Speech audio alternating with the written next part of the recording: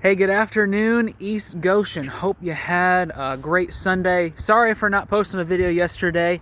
By the time we got all of our small children to bed, they just decided they weren't going to go to sleep last night. So we finally got them to bed, and it was pretty late, and I didn't have a chance to get a video posted. So today we are going to be covering Luke chapter 13 and 14. So there's a couple short reflections that I want to do. The one from yesterday, Luke chapter 13, we're going to focus on verses 18 and 19. And this is actually an entire parable. Jesus tells an entire parable in these two short lines. He says, "What is the kingdom of God like? What shall I compare it to? It is like a mustard seed, which a man took and planted in his garden. It grew and became a tree, and the birds perched in its branches." So, mustard seed. It's a very, very tiny, tiny seed. It is not the smallest seed in the world, but when you plant it, a decent-sized tree springs up from the seed. I mean, it's bigger than you would anticipate from such a tiny, tiny seed.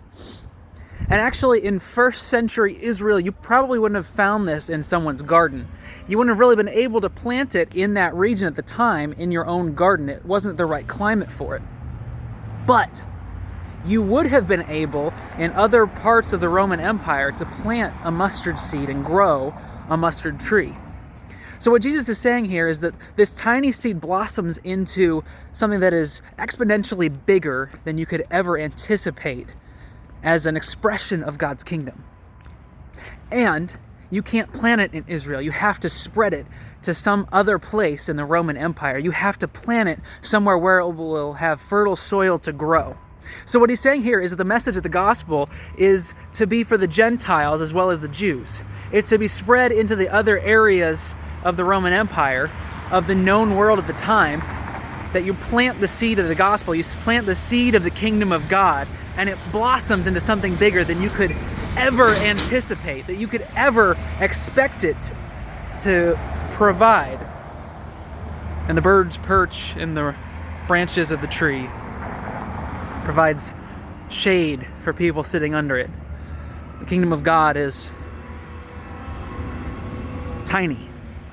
Expressions of it, little seeds of the kingdom, become exponentially more fruitful than you could ever anticipate. So the question is, how are you planting seeds of the kingdom in your life?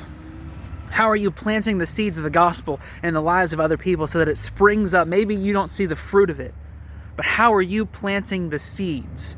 How can you this holiday season plant the seeds of the kingdom of God so that it comes to fruition eventually and it becomes exponentially bigger than you could ever anticipate? All right, so that's Luke chapter 13. Let's go today then to Luke chapter 14.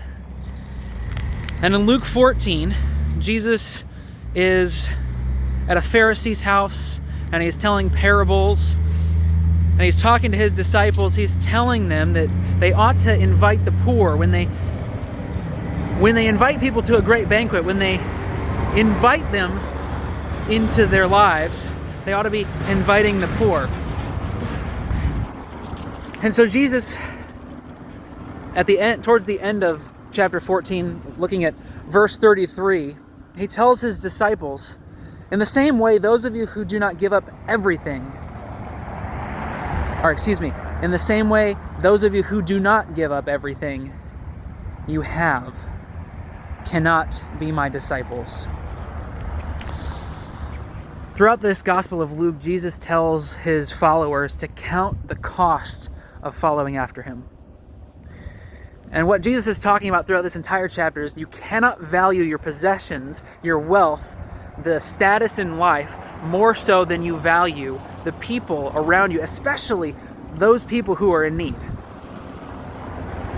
He's telling his disciples that you should value your possessions less than other people, to the point where you should be willing to give everything that you have in order to save people from condemnation, in order to bring people into the kingdom of God.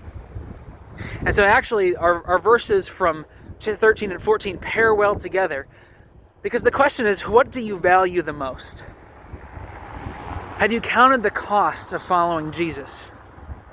And if you're called to do so, will you give up everything for the sake of another person so that you can bless their life, so that you can invest in them, and so that the seeds of the kingdom can be planted and ultimately sprout, providing more and more plants, more and more fruit, and that it will continue to grow and blossom in their lives?